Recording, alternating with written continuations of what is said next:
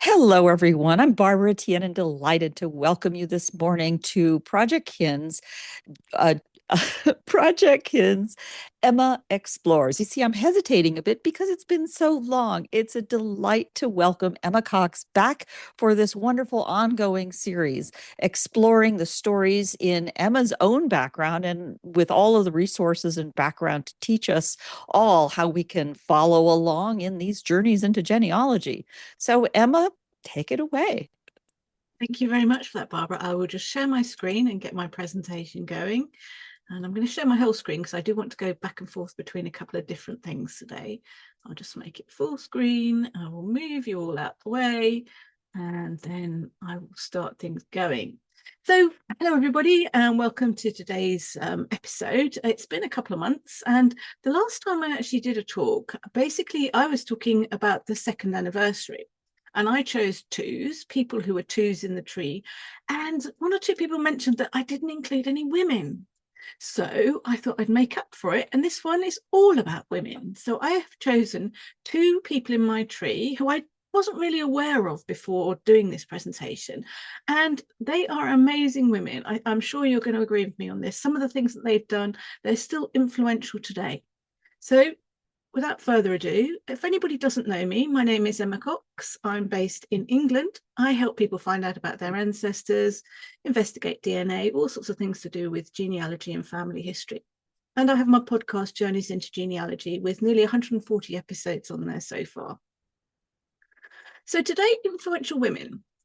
Two women, definitely trailblazers in different ways. So they're different periods, they're related to each other, and I'm related to both of them. There was a woman called Nora, and she entered a man's world and fought for women's rights there and in many other places. So Nora was amazing. So she was British and American. And then we have a lady called Freya, and she was basically an explorer. And she went all over the place. She went to places like the Middle East and places that you would actually find difficulty getting to today. And she went there about 100 years ago. And the impact of what they did is still felt today. So this is Nora. Lovely picture of her on the right-hand side of the screen there. It looks like she's set for work. And she was born back in 1883 and she died in 1971. And she is my fourth cousin 3 times removed. And she was a civil engineer. And she was actually the first female civil engineer in America. So that is pretty significant. And also, she came from a very strong family of females, and her mother and her grandmother were both active in the suffragist movement about women's rights.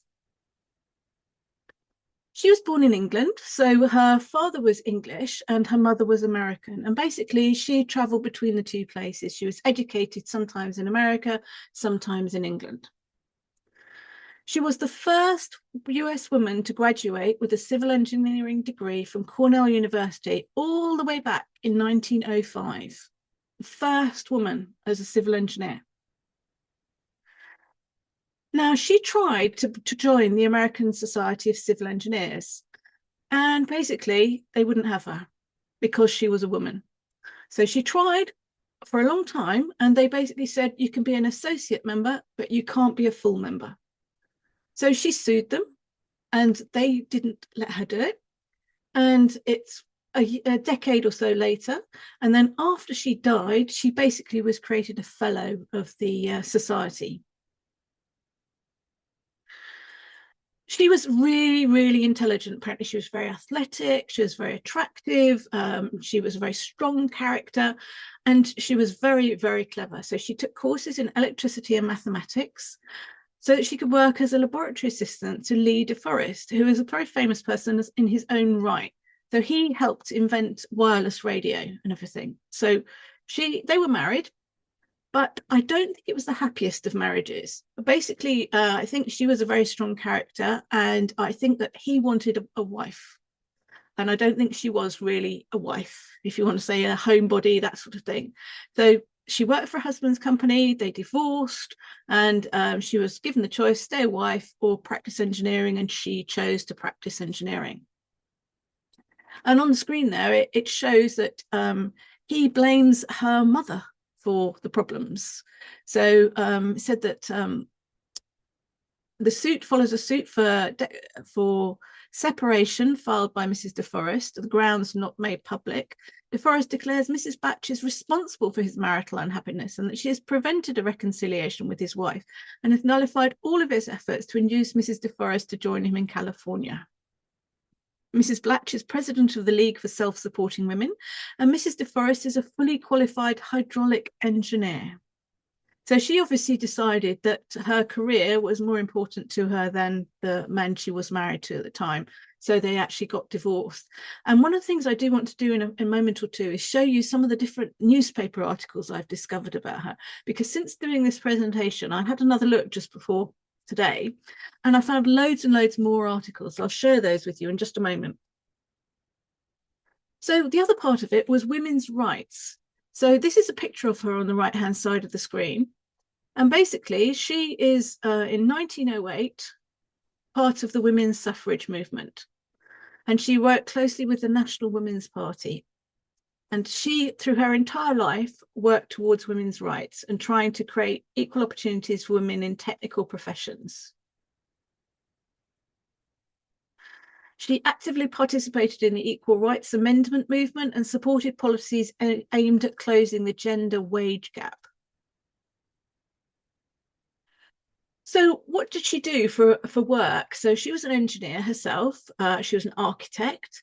And basically, she started off as a draftsman for the New York City Board of Water Supply, developing the Catskill water supply system. And she was paid a lot of money for this, $1,200 a year, the highest salary for draftsman on the project.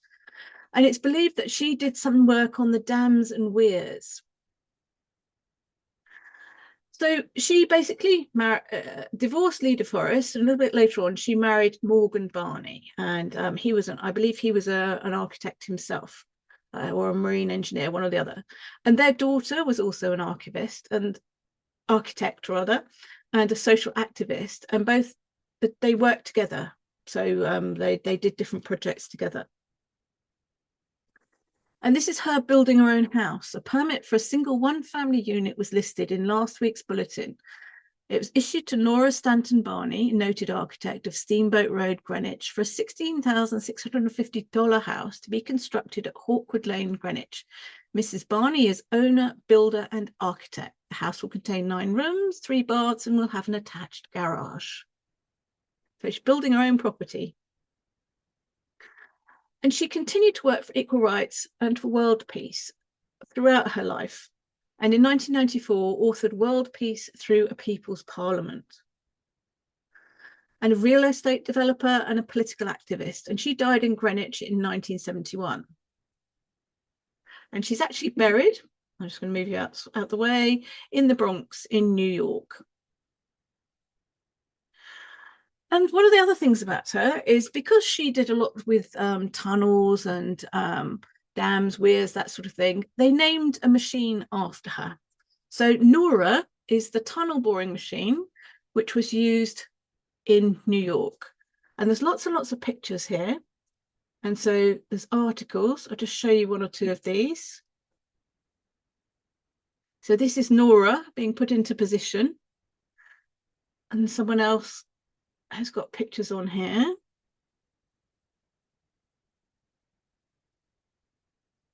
And this is showing some of the projects that she actually worked on.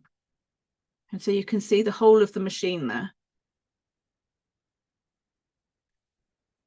And this is them naming it after her. So Cornell, the university. Now, whilst I'm on the screen, I just wanted to share a couple of other things with you. So this is my, first of all, let's start with, sorry, go back to this one here. This is my ancestry tree, which has got Nora on here. So let's just find her profile. And I've got lots and lots of information about her, but it's brought up loads and loads more hints. And these are basically all newspaper articles. All sorts of different articles. You can see there's several on the screen there. And they're all different things here. So basically it says that these because she was so unique, they reported on this everywhere, all across America. Lots of different newspapers basically put her in them. So this is the Wilmar Weekly Tribune from Wilmar in Minnesota in 1903, saying that she's going to take a course and that she took her place at one of the college blacksmith's 20 forges. So she actually physically did the work herself. Another one here, this is saying that she's leader and champion of the 600 women students at Cornell, the handsome, athletic and gifted granddaughter of the famous champion of women, Elizabeth Cady Stanton, is to graduate this year. She's the only woman who's ever finished the course. She's extremely athletic, having swum Cayuga Lake, nearly 3 miles wide. The young lady is one of the best students in her class and stands up valiantly for equal rights and opportunity for the feminine sex. So that was from Astoria in Oregon in 1905. And then this one is the Daily Telegram in Clarksburg, West Virginia. I'm not going to read all of them, but it says she's an unusually pretty young woman, athletic, active, and fond of outdoor life. She distinguished herself years ago while a senior at Cornell by swimming Cayuga Lake a distance of 2.5 miles. The feat was an easy one for her, and her friends declared at the time she could have swum the entire distance back. Boston Globe, and basically it says she's done the same thing there. And then this one is this is in Dublin in Ireland. So you can see all of these different things for her, and there's more Tennessee, South Dakota, Kansas, Iowa, Pennsylvania, Newark. And so she made the papers everywhere. So this is basically about her divorce. So she was news through her entire life here. So this is basically saying she applied for alimony pending her suit for separation from Lee DeForest. So lots and lots of different newspaper articles all about her then. So I'm just going to flip back to the presentation here and talk about her legacy and her impact. So her work helped pave the way for future generations for women in STEM. So that's, if I remember this right, science, technology, engineering, and mathematics is STEM fields. Although her rejection from the American Society of Civil Engineers symbolized the systemic barriers faced by women in engineering, her advocacy and perseverance contributed to the gradual inclusion of women in professional engineering organizations. And I'm just going to show you one other thing whilst I'm doing this, because I thought it was interesting. Hang on a moment. So even when she'd graduated, this is her graduate entry here. Can you see it on the screen? C. Barney, Mrs. Morgan. She's known as Mrs. She's not Mrs. Morgan. She's Mrs. Husband. She's not given her own name as part of it. So she inspired many later movements for gender equality in the workplace. Today, she's recognized as a trailblazer who helped dismantle gender barriers in engineering and beyond. And the legacy is reflected in the increasing number of women. And in 2015, they posthumously recognized her contributions. And she's still discussed today. If you look her up, there are so many websites all about her, about engineering, about women's rights, all sorts of different things. And some of the different websites, so she's got her own Wikipedia page, the Institute of Civil Engineering, then it goes on and on and on. Those are just some of them. I could have put loads more. Those are just a small one there. So websites about her and her family. So I mentioned that she and her grandmother were also very active in women's rights and everything. So Harriet Stanton Blatch, daughter of Elizabeth Cady Stanton, 3 generations of strong, intellectual and capable businesswomen. And then, so there's an article all about her mother, Harriet Stanton. And then it talks here about Harriet Stanton Blatch and her history and everything. So basically, there's lots and lots of information on there if anyone wants to read that one. And Barbara will share the slides afterwards so you can see that. And then there's also her grandmother. Elizabeth Cady Stanton, she has her own Wikipedia page as well. So please do look those people up because they are amazing women. I was quite pleased doing this one because I just thought this is just makes you feel good talking about all of this stuff. And she's a woman who really made a difference.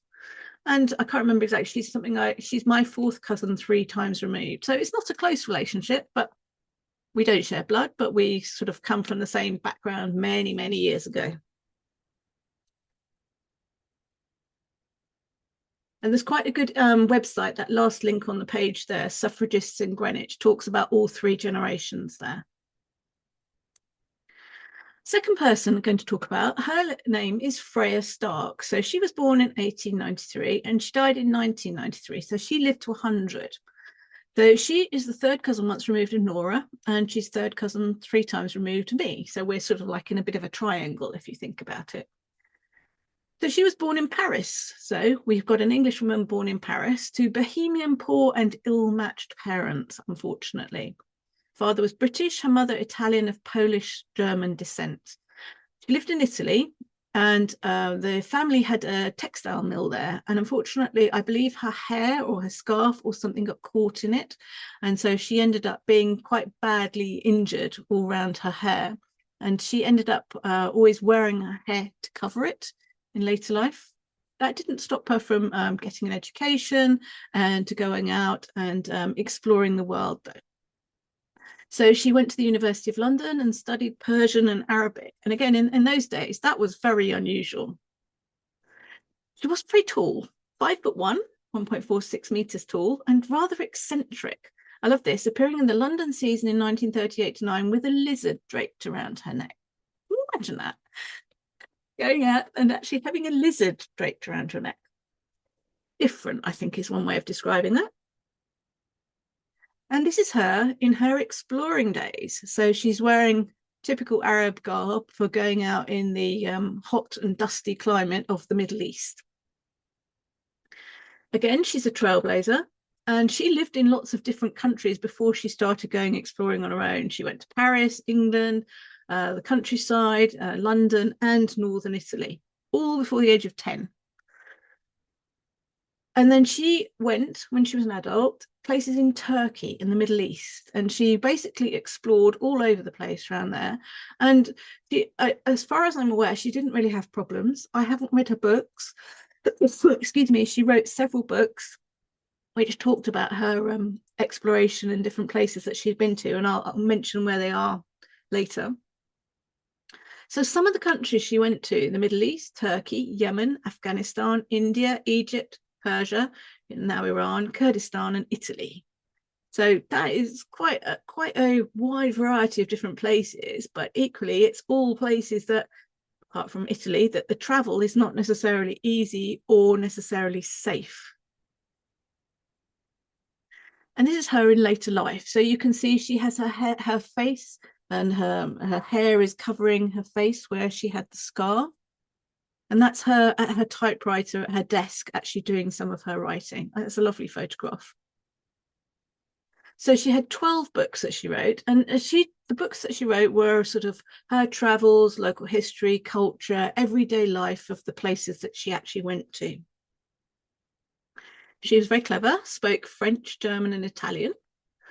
And the first book was called The Valley of the Assassins in 1934. And she basically gave people travel tips and talked about what happened in the different places, the customs, the history, what people could expect if they ever tried to go there. I'm not sure how many people would have followed her. It was quite unusual. And there are various other books, Beyond Euphrates, The Southern Gates of Arabia, Letters from Syria, Alexander's Path, The Minaret of Jam, and various other ones. So she wrote over a long period of time, so 1928 to 1970, so pretty much 45, 50 years of actually writing books. And again, if you put her into the internet and actually search for her, you'll come up with loads and loads of different websites and things about her. So this is basically The Passionate Nomad. This is about her life here, written by a lady called Jane Fletcher, and I can't remember what her last name is there, Genius. And she was made a Dame Commander of the Order of the British Empire in 1972. And she lived to be 100 years old. So that's a pretty good year, pretty good age. So people actually wrote books about her as well. Women of the World, The Rise of the Female Diplomat, Passionate Nomad, The Life of Freya Stark. And then again, she has got her own Wikipedia page. And there's a collection of her photographs in the archives of Harvard.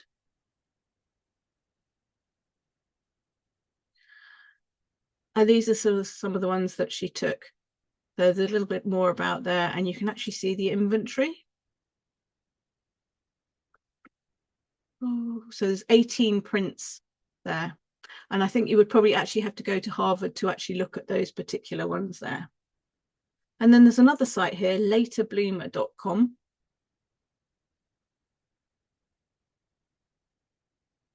And this is a reference to various different things and talking about her and her background.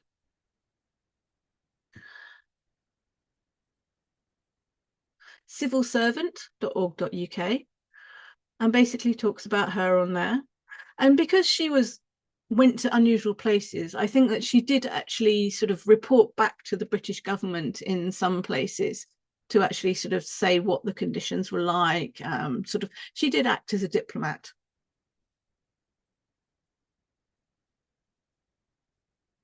And there's a podcast where somebody's done an episode about her, the Explorers podcast.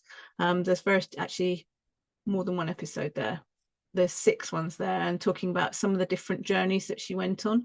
So her journey through northern Persia, Luristan, which is Baghdad. So that's Iran to Baghdad, into the Yemen, and various different articles about her.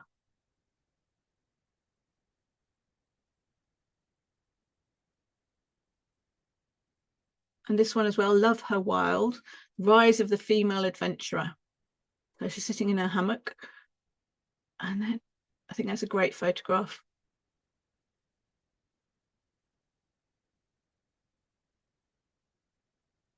So it's like her travels took her to all areas of the Middle East, and all possible situations were encountered. My favourite being when she turned up to a post office in Hamadan, Iran, her last stop before going off to hopefully discover the land of the famous assassins. She was intending to pick up some money which should have been waiting there. When it wasn't, and she realised she only had £2 with her, she didn't wait in town or try to figure out the situation. She didn't turn her back and return to Baghdad, where a nice apartment and many friends awaited her. Instead, she talked her way into a car heading in the right direction, was wise with her last £2, and spent 2 weeks exploring the Alamut Mountains as planned. There's some fascinating stories about her and her adventures here. And she carried on doing it until she was 77, traveling until she was 77. I think she's amazing. I think they're both amazing women. So in terms of what I found for my research, Wikipedia, the British Newspaper Archive, and also newspapers.com, Hudson Valley, civil engineering, and all the other ones previously mentioned. So that's it. Any questions?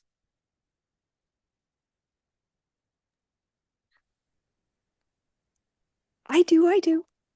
Okay. This was delightful. I couldn't help but wonder. You stopped in both cases at the mothers. It's always the mother. The And inspiration. and permission too, right? Because in both cases they had women who could have in their generations have been accused of being uppity, right? I mean, women who were not taking no for an answer, women who were stepping out of the expected bounds. And did either one of them have children? Nora did. So Nora Oh, had that's right, a 2 daughter. children. She had a son and a daughter. So the Now I daughter want was to also know an about. architect. That's right. I want to know about that daughter. Yeah. She's there. If you look at the last Yeah. link on the page where I talk about all the links on there, that's got the 3 generations, because her daughter, or her granddaughter even now, has basically done some more research and Let's just find, That's I'll find the that one. greenwichhistory.org. I Yeah. have the slides. um, so yeah. And to hear women in the early 20th century protesting for things like closing the wage gap and the right to vote, it's still staggering that we're still arguing the wage gap.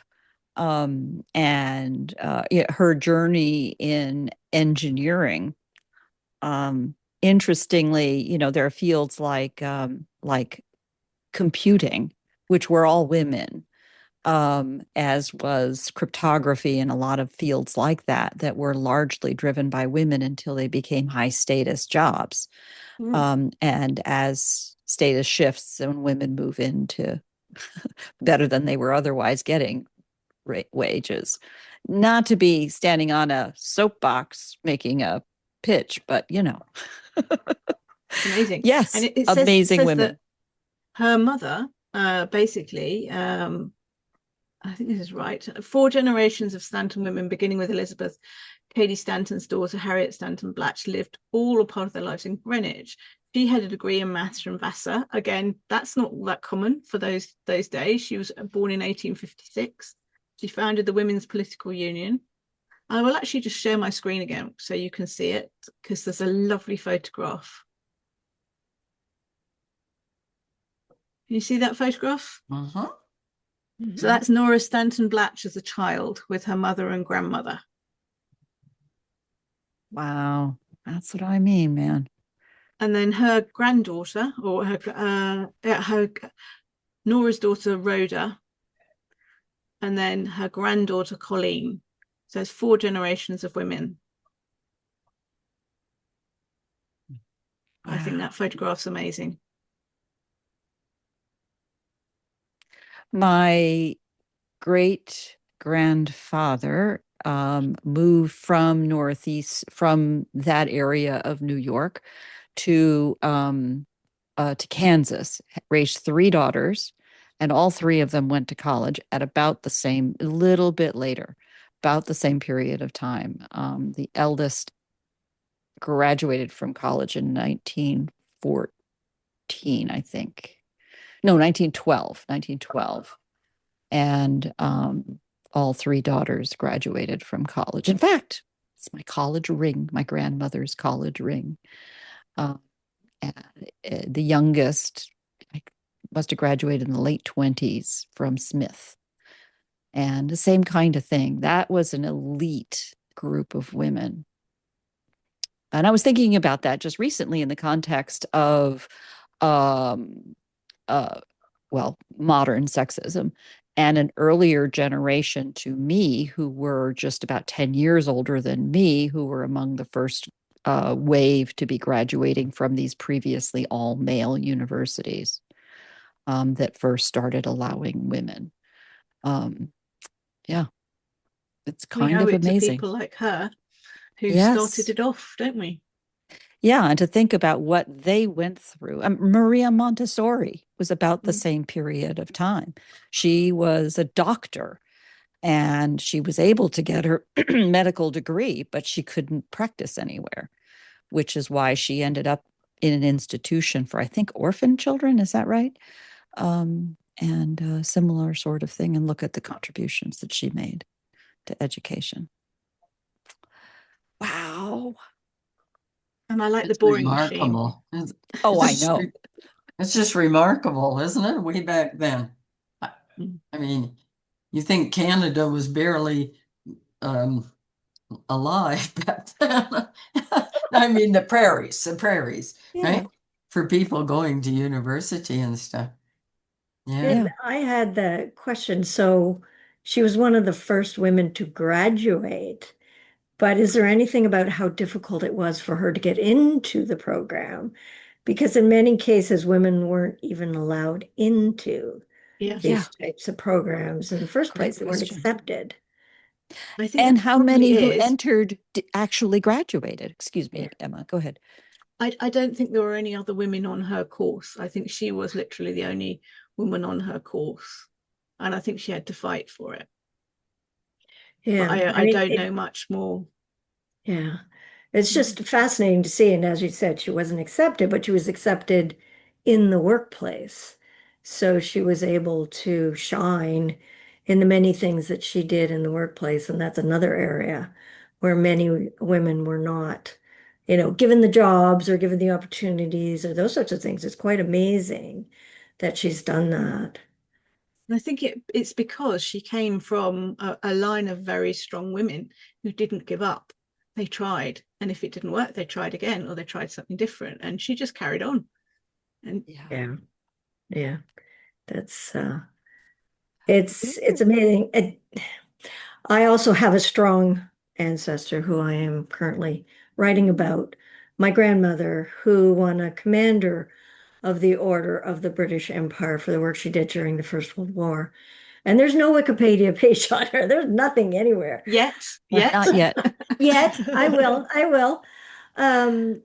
But just starting to look at like her anger over what she was paid versus what a man would be paid, and a variety of different things like that. So about roughly about the same age. So she was born in 1880 in Fiji, grew up in New Zealand, and then worked in England. So, but just seeing it through the ages, and again, we're seeing it come back through the whole thing. So I came from the computer industry. And when I started university in astronomy, I was one of 3 women and 297 guys who were in the program. So, I mean, many, many, many years it hasn't changed. And yet Nora accomplished so much in the time that she lived. It's quite incredible. And of course, she's still influencing things today. People still reference her. There's still many websites all about her, and people sort of talk about anniversaries and different things. So she's not forgotten by any means. And that's incredible in itself.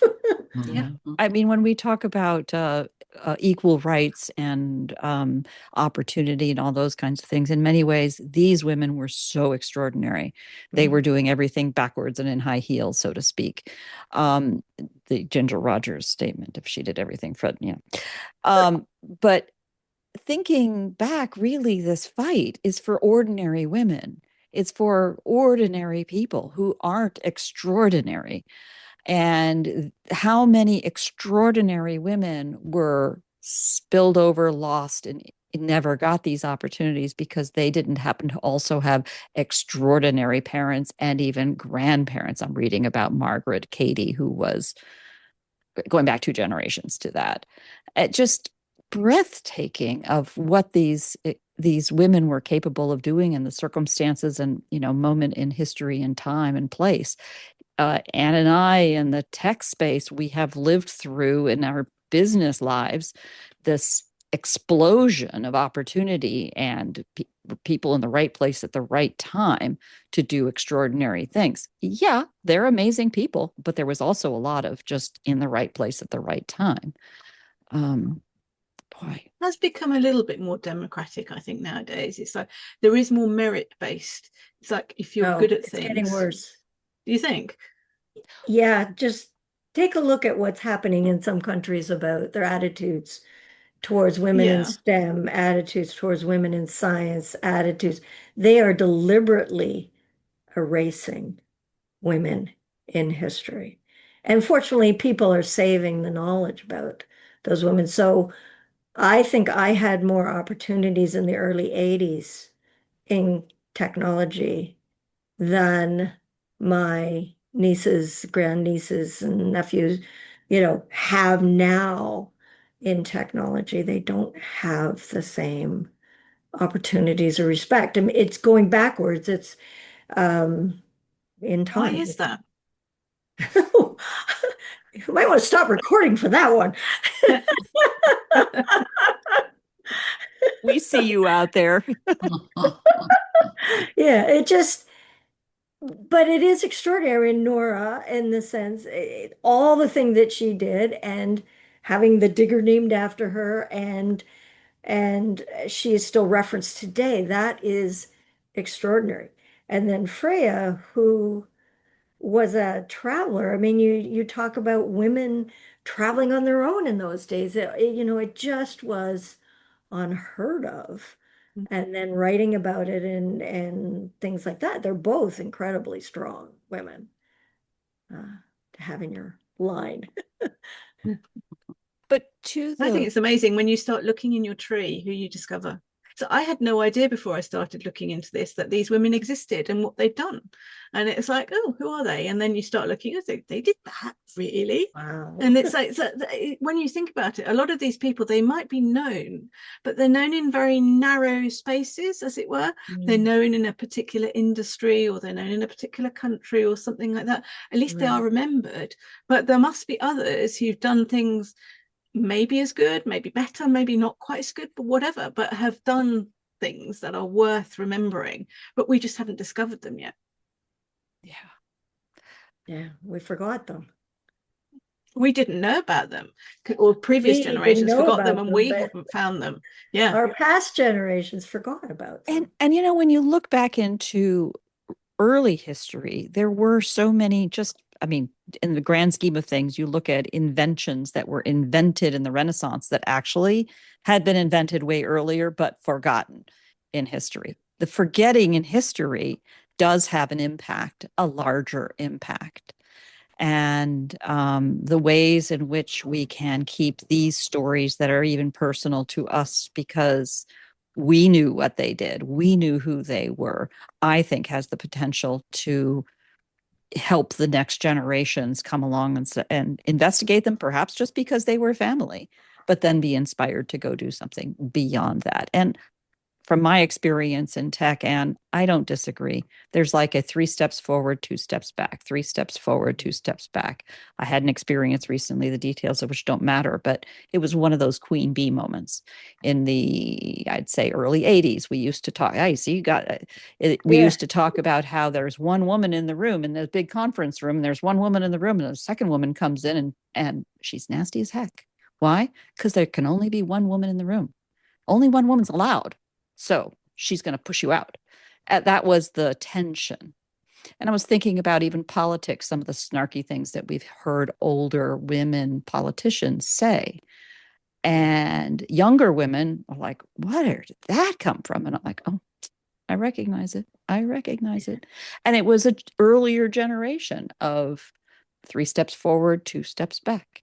And I bring that up actually as a point of hope, from the perspective of, yes, we're feeling the pressure, but that doesn't mean we give up. We keep pushing forward, because that is actually how that first step to be gained is hard work. I'm still bitter about the failure of the ERA in 1979 because I thought we were done. I was like 16 and I was like, no.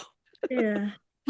But I think if we discover, as Emma has done, these women and then start to share the stories about them, it does help today's younger women and even ourselves to feel that hope, to feel proud, to feel that this has been done and I or you or somebody else can do something as well and just take the world forward. And just and to also reinforce on top of that, just to celebrate them. Yes. I was just going to reinforce that with the feedback that you got, Emma, when you were talking about twos and you didn't happen to mention women. And somebody taps you on the shoulder and says, hey, wait a minute, or maybe multiple people. And yeah, it's worth doing that for that kind of reason, because then we have this additional conversation, which is a whole new set of discoveries that you otherwise wouldn't have made. Not that you didn't appreciate the women in your tree by any means, but it wouldn't have driven this kind of focus to it. And the same can be true for any number of characteristics of different kinds of people. But it is here goes. It's the appreciation of themes, of looking at the same base of data lots of different ways, to be able to appreciate that context. And this context is that, as all of us women here in the audience today, appreciate the personal experiences, lived experiences that we have had in our own histories, I understand and appreciate at least at a level, what they might have appreciated. Slicing it different ways would bring even more information forward. So that's two ways to look at it. One is thematically, and two is just I would specifically love to women. hear if somebody's got one woman in their tree, from anybody who watches this afterwards. Feel free to contact me. The details would come through Barbara, come to me directly, whatever you want to do. Find a woman in your tree that you didn't know about before who's done something amazing. Oh, the gauntlet is down. Have you found That could any be for another me? theme for 27.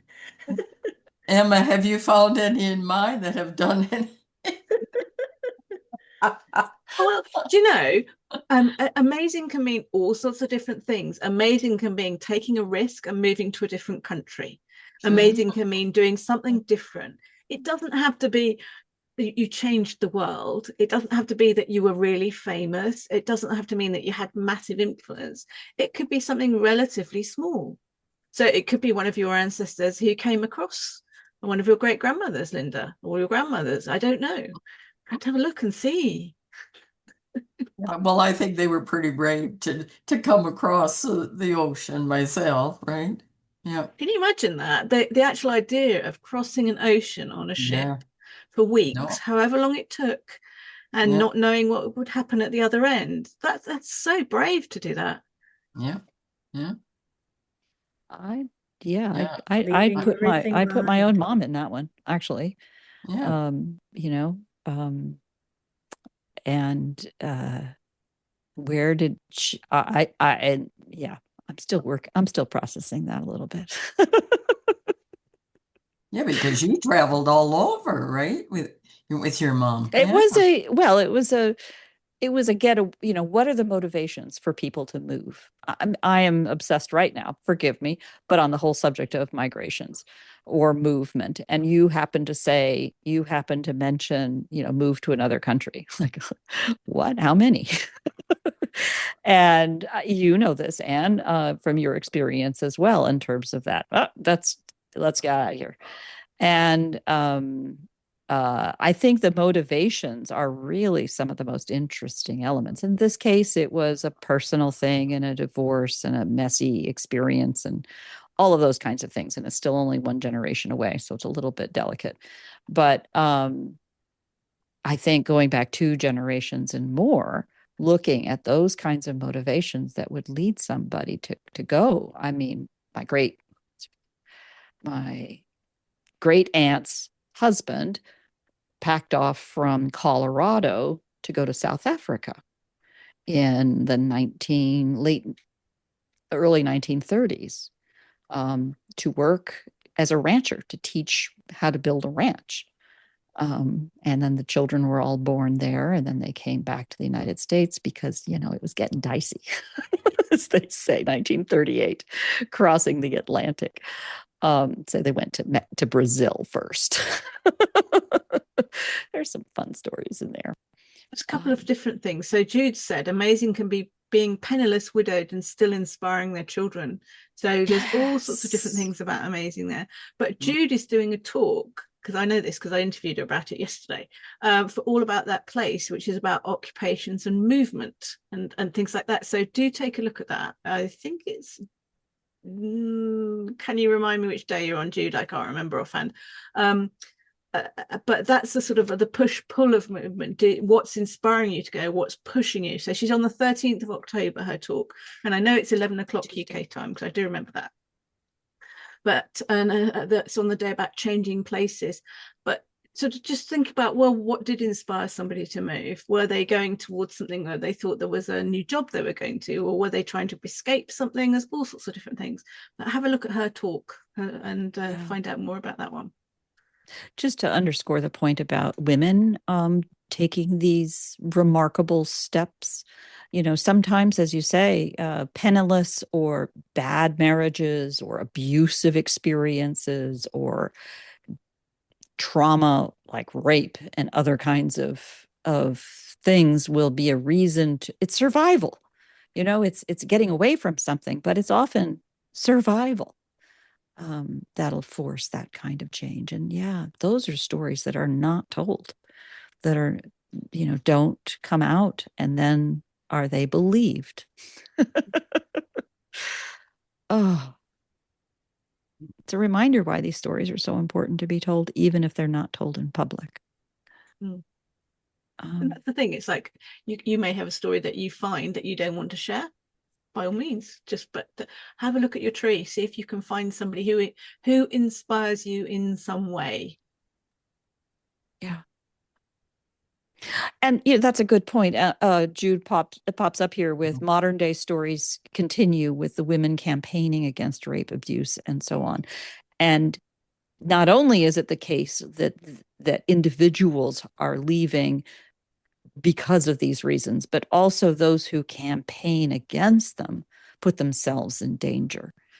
Just by talking about it. And that, to Anne's earlier point, is another reason why I think that in today's hyper-connected, communicated world, that oftentimes people feel less secure to be able to speak, less secure to be confident to campaign against these kinds of encroachments.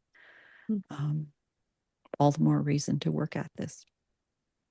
And the bravery for putting yourself out there, putting out those stories, and to seek the protection to do that. And just to say, always happy to help in any way, from a technical perspective anyway, to ways to do that are keep things private, maintain anonymity, or other kinds of things to make sure that communications can happen. And sometimes the privacy needs to wait a generation to be able to have those lessons get shared. Wow. Where are soapboxes? Thank you so much, Emma. This has been a wonderful program.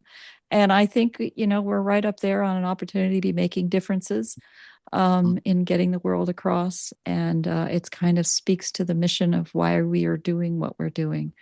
And welcome back. We've missed you. And it's wonderful to have you back. And I was just looking at the stats from last programs. People have been missing you. They're back watching old reruns.